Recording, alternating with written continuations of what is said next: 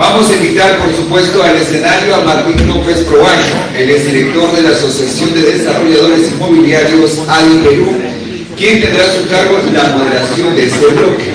Y por supuesto, las personas que lo acompañan son Fernando Velarde Díaz, arquitecto y director de BEMAS Consultoría SAC, David Encinas Ceballos, partner del estudio Rodríguez García y Encinas Abogados, y Alain Di Natale Micheli, asesor legal de la Asociación de Desarrolladores Inmobiliarios ADI Perú. Recibámoslo con fuertes aplausos para el desarrollo de este tercer bloque.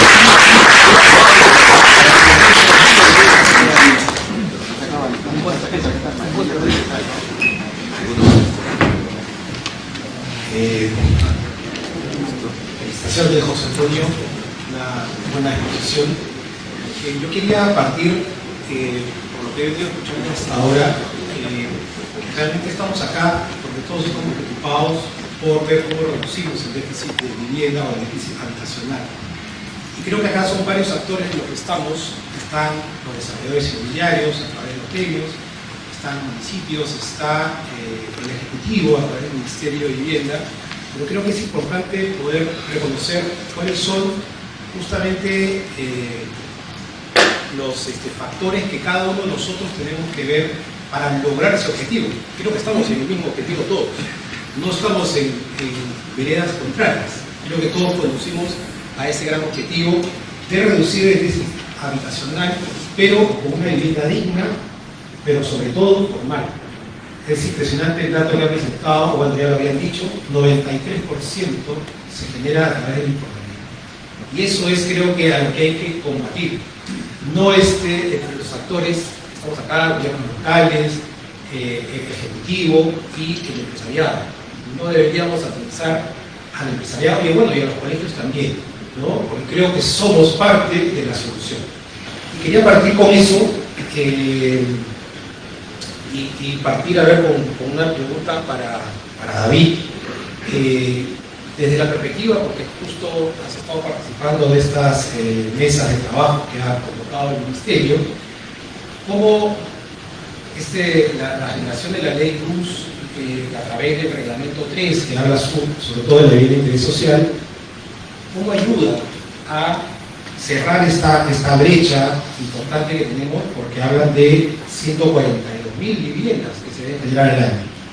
Desde tu perspectiva, David, ¿cómo es que esta ley ayuda a cerrar esta brecha? Ok, muy buenas tardes, creo, bueno, casi buenas tardes. Mira, Martín, yo quiero partir de un punto básico que parece que se ha olvidado o se ha perdido de la perspectiva. Estamos hablando probablemente de una discusión del año 2022, 2023, ley RUS, reglamentos, pero tenemos que partir de la base. La base legal de nuestro país es la Constitución y los tratados internacionales que firma el Perú. Entonces, cuando hablamos de BIS, probablemente se cree que estamos hablando de una reglamentación que nace del Ministerio, porque estamos hablando probablemente de un asunto únicamente de desarrollo de vivienda.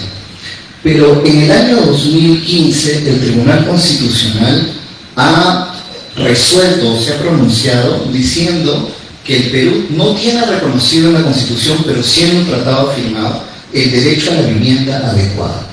Para decirlo en fácil, el derecho a la vivienda es un derecho fundamental en nuestro país y además es un derecho económico, social y cultural que exige que el Estado lo ponga en ejecución, lo ponga en práctica, desarrolle políticas. Entonces, cuando hablamos de vivienda adecuada, no estamos hablando de la elección que puede hacer un funcionario al emitir un plan urbano, no estamos hablando de la elección que puede hacer una persona que quiere desarrollar una norma. Estamos hablando que el Estado está obligado a promover esa vivienda adecuada. Y es más, mira, acá tengo algunos datos interesantes. Dice que el derecho está constitucionalmente protegido de la manera siguiente, dice: tiene que haber el derecho a acceder sin discriminación y en igualdad de condiciones a una vivienda adecuada. Entonces, cuando hablamos de BIS, en realidad estamos hablando de cómo el Estado pone en práctica su obligación a que los ciudadanos tengan vivienda adecuada. Algunos podrán hacerlo con el dinero que lo pueden pagar y otros necesitan este apoyo y esta promoción del Estado. Entonces no podemos hablar de una decisión o una selección. Imagínense un alcalde o un gobierno provincial diciendo en mi distrito no hay vivienda de interés social. No puedes, porque en la Constitución obliga a que haya. En resumen, la BIS es la materialización de la obligación del Estado en la Constitución. Y lo ha dicho el Tribunal Constitucional. Entonces, todas estas normativas, como la normativa de la Ley DUS y el Reglamento 3, lo que están haciendo justamente es eso, poner en práctica nuestra obligación como Estado de generar la vivienda para las personas que lo requieren y cerrar esta brecha habitacional. Entonces no nos podemos enfrascar en una discusión si la norma me gusta o no. Es un deber constitucional y tenemos responsabilidad internacional si no lo cumplimos. Hemos firmado un pacto, un tratado. Entonces hay que partir de la base jurídica que está reconocida en ese sentido. Entonces, probablemente a veces nos enfrascamos en asuntos técnicos únicamente como alturas, densidades, todo, pero hay que partir de la base. ¿Estamos obligados o no? Estamos obligados. No podemos decidir discriminar si quiero o no en un distrito bis, porque estoy chocando con la Constitución. Imagínate lo importante que es esto que ha hecho el tribunal en decidir. Por eso es que cuando José Antonio Cerrón expone su política de vivienda, ya la política habla de la vivienda adecuada. Ese término viene de ahí, de la Constitución, o del reconocimiento constitucional, y del desarrollo que tenemos que hacer. Entonces, la promoción de la vivienda a través de la Ley DUS no es una invención 2020, ni es una invención del Ministerio, porque ahora estamos con una política de vivienda. Es un deber. No podemos salirnos de ese deber. Más bien hay que ver cómo ejecutamos ese deber y todos los actores que estamos aquí sentados lo ponemos en práctica. Gracias, David. Bueno, has hecho énfasis en este tema de los gobiernos locales. Alain, ¿cómo hacer para... Esta es una discusión que tiene ya muchos años. Muchos gobiernos locales a veces toman decisiones, no sé si apresuradas o con conocimiento, pero de repente, no sé, voy a decirlo, políticas, pero que influyen mucho el desarrollo inmobiliario y sobre todo en cerrar esta brecha. ¿Cómo lograr que realmente los gobiernos locales con el gobierno metropolitano y el Ministerio se logre consensuar y lograr este sentido de urgencia? Porque realmente cerrar esta brecha, cada vez viendo nosotros mismos, cada vez no se va a lograr. Estamos haciendo increíble. Bueno, el dato que tenía José Antonio era 40.000 al año, pero ¿cómo hacemos para cerrar la brecha? Estamos 143.000 viviendas por año.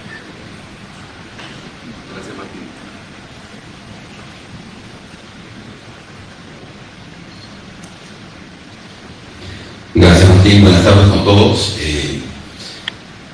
Es clarísimo, ¿no? Los expositores y los panelistas que en los bloques anteriores han discutido de, obviamente, la gran brecha, ¿no?, que se tiene que ir cerrando, pero eso inevitablemente pues se ve interrumpido a veces, ¿no?, como hemos podido ver a lo largo de los últimos años, con la suspensión o actos administrativos por parte de los gobiernos locales que, digamos, han sentido menoscabada su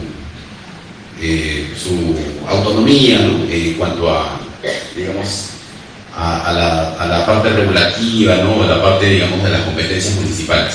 Cuando en realidad lo que necesitamos es que se logre un consenso y entendimiento precisamente de que el Ministerio, como órgano rector en la vivienda nacional, lo que está procurando, como decía David hace un momento, desde el punto de vista jurídico, es cumplir un mandato. Inclusive, ¿no?, como hemos podido nosotros también tener conocimiento en la parte de los decretos supremos que han antecedido al reglamento 3, que próximamente se va, digamos, a publicar por mandato también de la ley DUS, se ha cuestionado un poco, digamos, ese rol que el Ministerio de Vivienda, digamos, se ha ejecutado en mandato de sus funciones, que inclusive, como sabemos, llegó al Tribunal Constitucional con una demanda competencial impulsada por 3 distritos, ¿no?, en Lima. Y que en realidad, pues, lo que se necesita es que ese consenso entre las municipalidades y en realidad el alineamiento que se requiere con la Política Nacional de Vivienda exista en la práctica, porque de no hacerlo así nos vamos encontrando en el camino con, digamos, pequeños baches como son las suspensiones de licencias o, digamos, las comunicaciones que hacen ciertos distritos señalando que se van a producir revisiones, ¿no?, a los procedimientos de licencias otorgadas. Nosotros debemos entender primero que esa discusión debe ser entendida y bien consensuada por parte de los gobiernos locales, Martín, para que se deje de lado la sensación o la percepción de que hay un menoscabo en la función municipal por la existencia, digamos, de estos reglamentos que en el fondo, como explicaba el arquitecto Germán Salazar en el segundo bloque, muchas veces no tienen una incidencia sustancialmente distinta a las que propiamente sus propios reglamentos de zonificación en los distritos ya tienen. Entonces, en realidad, yo creo que hay que perder ese temor. Por otro lado, yo pienso también que los gobiernos locales a veces puede ser que tuvieran la percepción de que la fonética de lo que es vivienda de interés social suena de alguna manera diferente y que eso puede opacar o impactar en la residencialidad, que ahora tanto se utiliza ese término, ¿no?, de un tiempo a esta parte, cuando en realidad no es así. La residencialidad, digamos, no se va a opacar por un edificio que tenga vivienda de interés social. O sea, cuando pues se ha visto que un edificio no sea residencial, ¿no? O sea, eso definitivamente se tiene que alcanzar consensos y entender primero que nada que ahora este reglamento de vivienda de interés social emana directamente por mandato de una ley especial, tan especial como es la ley de luz, que obliga, dispone, digamos, es mandatoria en cuanto al cumplimiento de la generación de vivienda de interés social. Y ya, digamos, las bonificaciones, los premios, los incentivos digamos, que estos parámetros que en los reglamentos tienen que incluir esos parámetros, bueno, eso es un tema que, como bien explicaban los técnicos más especializados en bloques anteriores, no han generado ni van a producir un impacto contrario a lo que ya existía. Es más, el reglamento 3 que se está proponiendo en ningún caso contiene, pues, una novedad notoriamente sustancial al reglamento especial de vivienda de interés social que ya existe, ¿no?, a través del 010, 012, porque 002 como es explicado. Y para complementar ahí, lo que contabas, esta clasificación de la ciudad finalmente termina siendo un generador de ingresos a los gobiernos locales, y eso creo que es uno de los principales factores para el cual eligen las autoridades. Fernando, dentro de la exposición de José Antonio se habló de renovación urbana, y creo que hay casos fuera del país muy exitosos. Puedes hablar de Puerto Madero en Buenos Aires, puedes hablar de esta zona de Chileo en Santiago, donde hay estos espacios en Lima para poder generar una renovación urbana. Y digo Lima, y también, ¿por qué no?, las ciudades del país. ¿Cómo lograr esta renovación urbana necesaria? Primero que nada, creo que le han dado el esquí del asunto cuando han dicho que vivienda de interés social no necesariamente es vivienda barata. Hay que pensar de que el programa de fomento de vivienda lo que busca es fomentar la vivienda formal, ¿no? Y que en el lapso de todo este tiempo lo que ha venido pasando es que, por ejemplo, en distritos como Surco, en distritos como San Borja, en el 2005, 2004 veíamos cómo se ampliaban casas, se ampliaban pisos, construían un departamento, alquilaban habitaciones sin invertir en el entorno, sin invertir en la ciudad, sin mejorar las redes de agua y servicio, sin generar aportes de estacionamiento, y todo esto generaba una serie de problemas que, claro, en su momento los distintos alcaldes han ido reaccionando y cambiando. Pero ¿qué pasa? Quiero regresar un ratito a la Ley de Desarrollo Urbano Sostenible, porque lo que hace es, nos ayuda a tener una mayor predictibilidad. Yo creo que el kit del asunto ahorita es ese, ¿no? Vivimos momentos bien calientes, todo se está moviendo, estamos entre una crisis y otra, y lo último que queremos es que nos cambien la regla de juego cada 3 años, cada 4 años, cuando una ciudad tiene que reglamentarse a largo plazo. Entonces, la idea es tener estos espacios de debate donde podamos conversar de vivienda formal, y vivienda formal tanto en el lado de vivienda más vulnerable, familias en estado tal vez de vulnerabilidad o de no tantos recursos, y vivienda formal dentro de los distritos que ya están consolidados, que pueden tener demanda de vivienda de interés social en alquiler, pero la estructura, el costo, el valor del suelo y todo tal vez no permita desarrollar la venta de una vivienda de interés social. Entonces toca repensar las cosas, y ahora el nuevo reglamento está permitiendo el tema de vivienda de interés social en renta. Y esto es un primer paso, pero ahí lo que falta ver es cómo va a empatar la vivienda de interés social con el mercado, qué va a pasar con el bono, qué va a pasar con la edificabilidad, qué producto se va a hacer ahí. Eso es por un lado. Y regresando a la pregunta, bueno, han habido algunos espacios que se han dado de forma planificada, estructurada, en los cuales han tenido participación tanto el privado como las municipalidades, como la Costanera, la Victoria, y otros que se han dado de forma más orgánica, que puede haber sido más Barranco en principio, ¿no? Y lo que vemos es que en Barranco hubo mucha velocidad de desarrollo, se aprovechó muchísimo esta densificación y pudo haber generado muchas, tal vez, percepciones negativas, de que tal vez no hubo un aporte adecuado de desarrolladores y demás, pero no necesariamente es cierto, porque todos sabemos cómo ha mejorado la calidad urbana del distrito, todos sabemos cómo ha mejorado la seguridad, cómo ha mejorado el turismo, no hablemos del valor.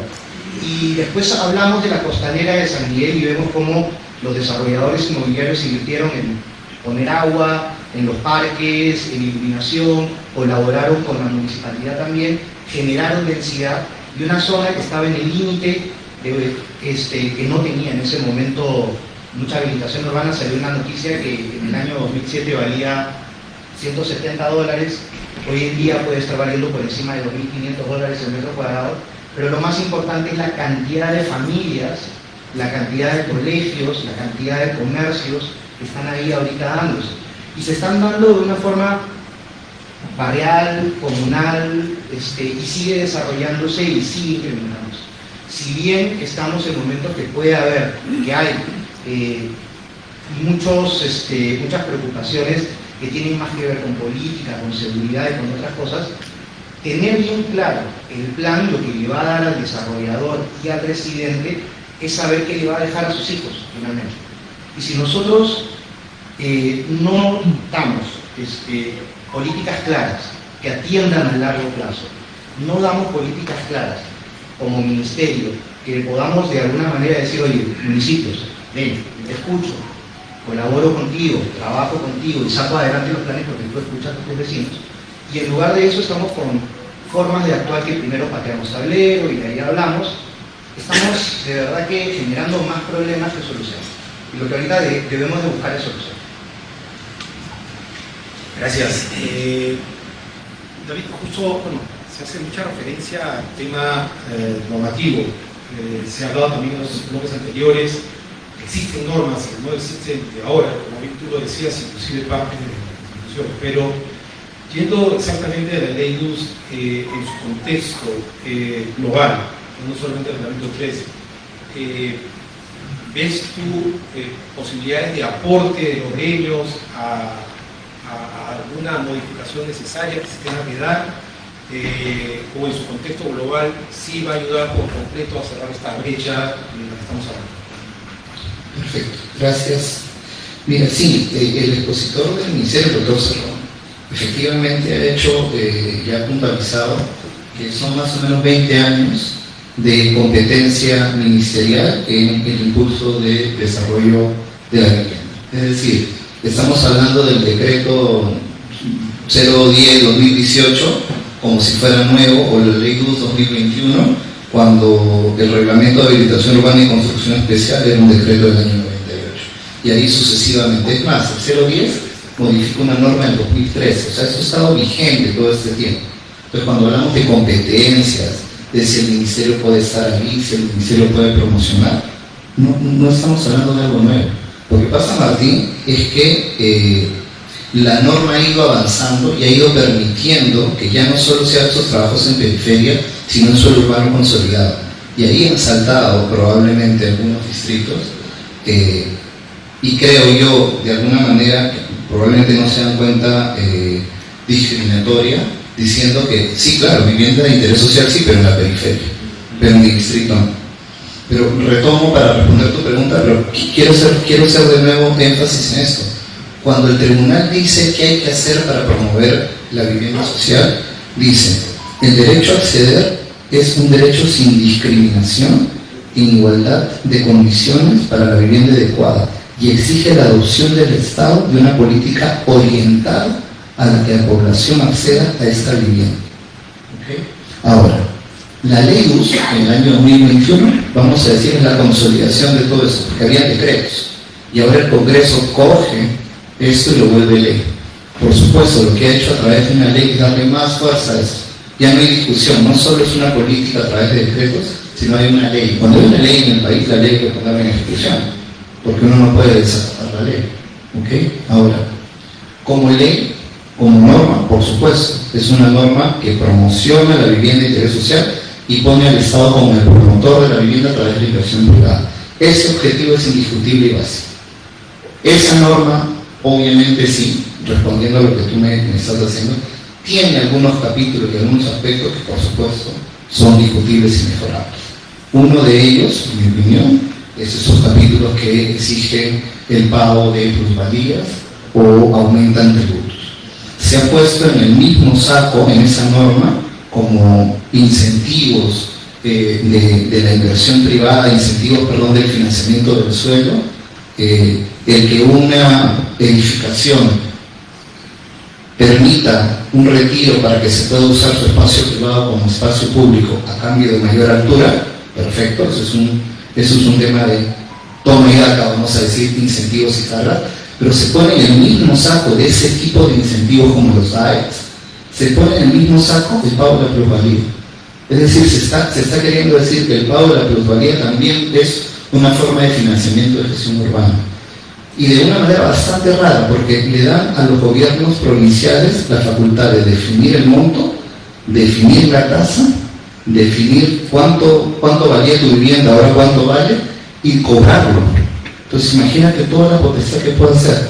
Y ya lo ha dicho un informe del Instituto Peruano de Economía, el IPE, que estamos dando con esa norma a las peores gestiones de recursos, más potestad de cobro. Por ejemplo, esa norma tiene que variar, tiene que cambiar, porque en mi opinión es una norma que no va con el espíritu de la ley uso. Lo que va a suceder es que si tú le dices a una persona a través de una ley que va a tener que pagar un pago de plusvalía, o un edificador que cuando le venden el terreno va a pagar la plusvalía, se está soñando que va a haber el pago de la plusvalía. Lo que va a pasar es que si la inversión privada encuentra más carga económica y tributación, porque es un tributo, ¿verdad? Las verdades, lo que va a pasar es que va a desincentivar. Y el objetivo de la ley luz era promover e incentivar. Entonces ahí la ley luz se está poniendo clave. Ese punto tiene que cambiar, si esa es su pregunta. Y el segundo tema es que en esa norma se ha generado un cambio de los tributos municipales, aumentando la base del impuesto predial, creando tributos nuevos, y de verdad, nuevamente con un enfoque totalmente recaudador, pero no promotor de la vivienda. Entonces, esos puntos tienen que variar.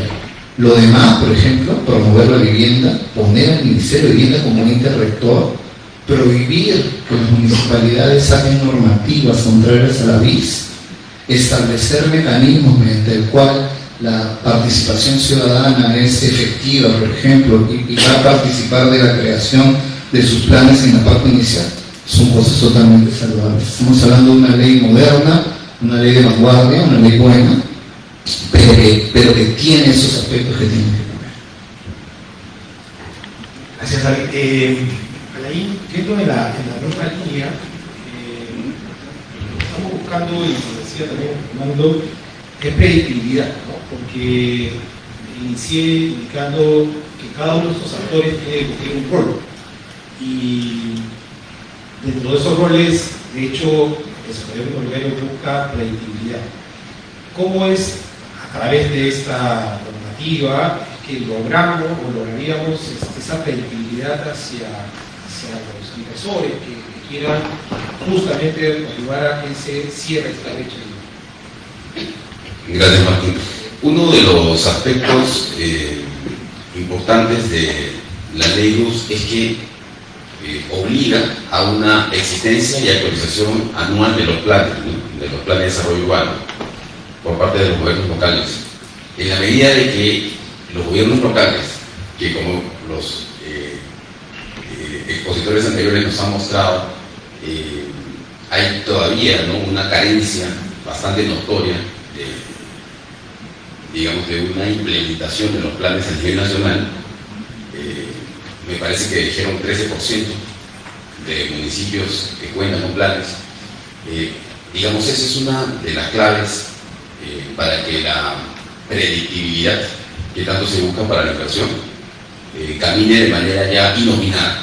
Es decir, yo no tengo absolutamente que estar solicitando cartas de consulta al Ministerio de Vivienda o estar solicitando a la misma municipalidad, o estar pendiente de que el cambio de la autoridad municipal cada 4 años me va a deslegitimar o a poner en una incertidumbre jurídica mis títulos habilitantes, ¿no?, como está ocurriendo. Llámese certificado de parámetros, anteproyectos, en fin. Porque, en definitiva, en el negocio inmobiliario, como todos sabemos, las compras del suelo que están muchas veces condicionados a que se den las condiciones para que el proyecto finalmente se pueda ejecutar. Entonces, una forma inicial, Martín, es de que los planes de desarrollo de los gobiernos locales realmente existan, estén implementados y además contengan las actualizaciones que la ley LUS le está ordenando, ¿no? Porque ya no es una cuestión, de sugerencia o de una buena práctica que el Ministerio eventualmente pudiera, en su facultad de rector, solicitar o recomendar. ¿Cuál es el problema? El problema es que el mercado ha estado funcionando de manera, impulsada por el sector empresarial, donde en aquellos lugares donde no existían planes, donde no existía probablemente un reglamento de zonificación, o si lo hubiese, quizás estaba desactualizado 10, 20 años, con el apoyo incluso técnico de parte de los inversionistas, se ha ido, se produjo, ¿no?, que los municipios puedan haber hecho de repente un reglamento de zonificación, zonificar zonas donde realmente ya eran urbanas consolidadas, pero no se habían dado, en el marco de la actualización de sus planes, y así se ha ido caminando. Pero como sabemos que nos falta mucho, dada la acreditación de la brecha de vivienda que existe, no se puede dejar de lado que para que exista una predictibilidad ya de manera inopinada en consulta, esos planes estén en pleno ejercicio. Ahora, el problema es, o la problemática va a ser, ¿qué hacer si esto no realmente se pone en práctica? Puede llegar de repente, en el peor de los casos, un escenario de paralización de trámites y licencias ante aquellos gobiernos locales que no han tenido, la oportunidad y no lo han actualizado, no han implementado esos planes, y en el mandato, de la regulación actual, ¿no?, con los reglamentos de la ley LUS. ¿Qué hacer si es que la ley LUS también ha puesto algunos candados para que supuestamente no se genere una informalidad también en las solicitudes de parte de los administrados? ¿En qué sentido? Por ejemplo, yo soy propietario y lamentablemente el terreno no tiene zonificación, pero se hace necesario que me hagan una zonificación específica, porque ese terreno lamentablemente pasaron 5, 6, 7 gobiernos locales, alcaldes, y nunca se zonificó. Pero si ahora la ley me la está prohibiendo, ahí también tenemos otro problema, que se tiene que ver, sin perjuicio de generar un desorden, un régimen de excepcionalidad, ¿no? Entonces, hay situaciones que la ley va a resolver, pero hay algunas otras que por la realidad nacional se van a tener que también mirar de manera excepcional.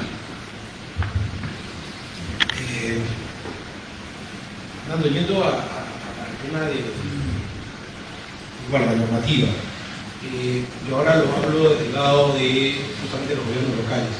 O sea, si se quiere promover cómo hacemos compatible la gestión de los gobiernos locales con estas normativas, cómo logramos que se entienda, de nuevo con lo que estoy diciendo, cerrar esta brecha.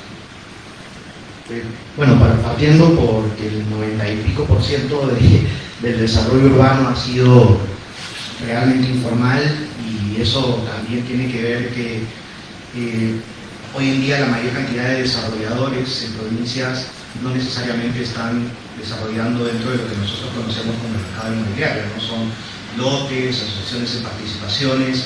Muchos de ellos han dado el salto de hacer asociación de participación, habilitación urbana, y otros quieren dar el salto a techo propio, pero el problema es que este segmento está totalmente desatendido por la parte formal. No lo estudiamos, no lo miramos, no hay crédito, no hay un programa que los ayude a incorporarse o a hacer la evolución y evitar justamente ese costo tan alto que le genera a la ciudad, al país, llevarles agua y llevarles desagüe. Entonces, creo que tenemos que empezar a mirar no solamente a los desarrolladores inmobiliarios formales, sino también a todos los que hacen lotes, a todos los que están parcializando, ¿no? Haciendo parcelas afuera, sobre todo en la selva. Si nosotros nos ponemos a pensar que Pucallpa tiene más población que Piura, y Piura está desarrollando creo que 1.500 hectáreas de ciudad nueva en las afueras de Piura, y Pucallpa no tiene ni 2 proyectos inmobiliarios. ¿Qué es lo que está pasando en Pucallpa? ¿A dónde se está yendo esa vivienda nueva que sí se está comprando en algún lugar? Entonces tenemos que empezar a mirar eso, que es gran parte también de lo que genera impredictibilidad en el mercado, porque si yo soy un desarrollador formal y me quiero ir, no sé, a Huamachuco, o me quiero ir tal vez a Huánuco a invertir, lo que voy a tener es una competencia desleal con muchos proyectos que no están siguiendo necesariamente las reglas del juego, que no están siendo bien fiscalizados, y eso tiene que ver con no tener las reglas claras, con no comunicar esas reglas claras y con no socializar con las personas que están haciendo ciudad, que no necesariamente somos nosotros, no necesariamente somos los arquitectos y los que planificamos. Acá hay una pregunta: ¿hasta qué nivel de requisitos puede llegar un municipio para exigir que un proyecto le garantice que es BIS?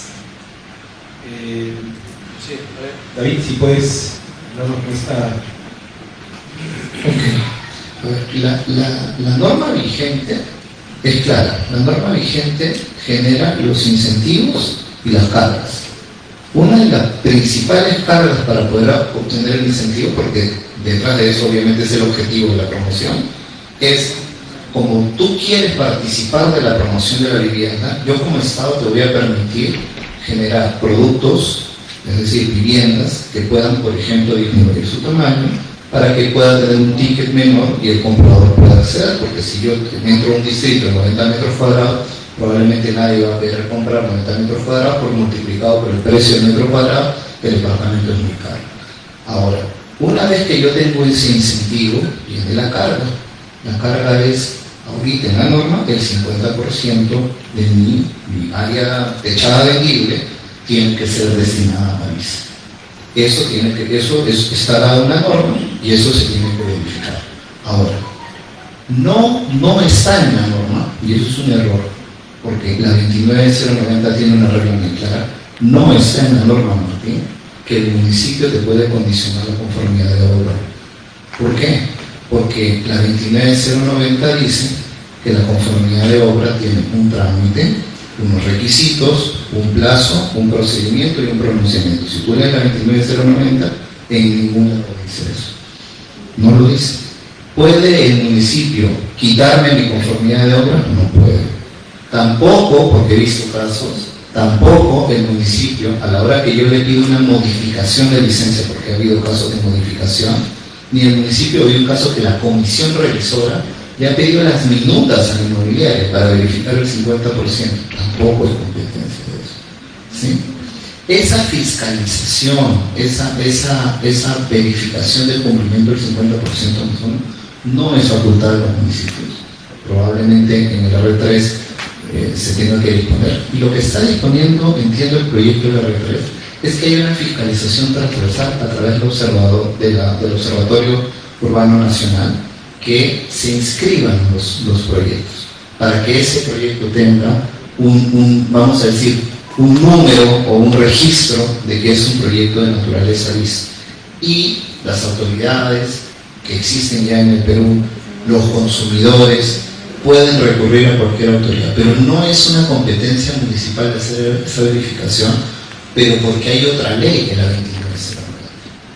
¿Ok? Y ojo, cuidado, porque a veces los municipios crean o reconstruyen procedimientos, y cuando el administrado de la inmobiliaria va al Indecopi por barrera burocrática, gana fácilmente ese trámite. Porque lo que va a hacer el Indecopi es mirar el procedimiento administrativo regulado por la 29090. Hace poquito nomás, ya en este año, ha salido una resolución de barrera burocrática donde a un municipio de provincia se le había ocurrido poner en el TUPA que una vez aprobado por revisor urbano tu proyecto, tenías que pasar por un trámite de verificación que duraba 5 días. Entonces, ¿cómo podría ser eso? Si el trámite de la 29090 dice de que una vez aprobado por el revisor me tienen que otorgar la licencia, sin embargo, la municipalidad te había inventado un TUPA. ¿Qué hace el Indecopi? Analiza eso y dice, de acuerdo a la 29090, no se pueden modificar los procedimientos, que el municipio no puede ser una isla jurídica, y directamente se sanciona la barrera burocrática. Pero ¿cuál es la consecuencia de la sanción de la barrera burocrática? Acá hay muchas personas en las municipalidades. Es que si tú no acatas la barrera burocrática, no solo va a haber una consecuencia con la entidad, sino contra el funcionario, el GDU, porque está claramente en la norma, te pueden poner una multa personal, tú tienes que pagar con tu plata, y si el Indecopi no le pagas esa multa, te va a embargar tu casa, tu carro, la de tu familia, por tú estar haciendo un desacato a una orden. Entonces, cuidado, las barreras burocráticas son personales y por eso son de cuidado y hay que tener un poquito con eso. ¿Sí?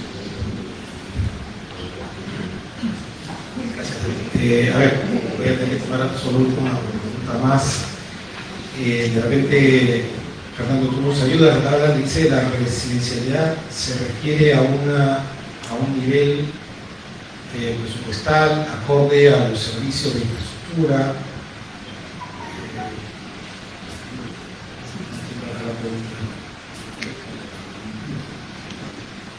Me parece que cuando se refieren a residencialidad se refieren a una mezcla de cosas, no solamente cuánta densidad de personas viven en el distrito, sino tener las pistas adecuadas, tener las veredas adecuadas, la iluminación, los tubos para agua, desagüe adecuado, o sea, qué tan residenciales es, qué tan buena calidad de vida puede haber en la ciudad, en esa parte de la ciudad, ¿no? Algunas cosas más que seguramente Matilde sabe, pero el detalle no lo tengo claro. Sí, yo por eso de repente solamente ya con esto cierro, lo que pasa es que justo inicié indicando que son varios actores.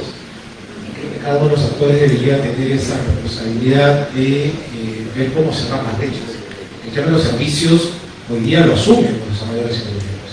Como tienen la exigencia, se exige, hace rato comentaba. Oye, tengo que ir a visitar una zona de tierras queridas, pues tengo que invertir con una ausencia del Estado.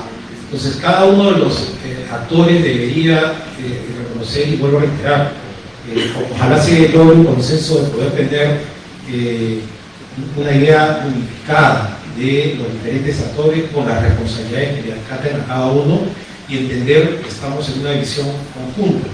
No una visión separada, no una visión adversa, sino más bien todos alineados hacia ese gran objetivo que es tener una vivienda digna, pero formal. Muchas gracias.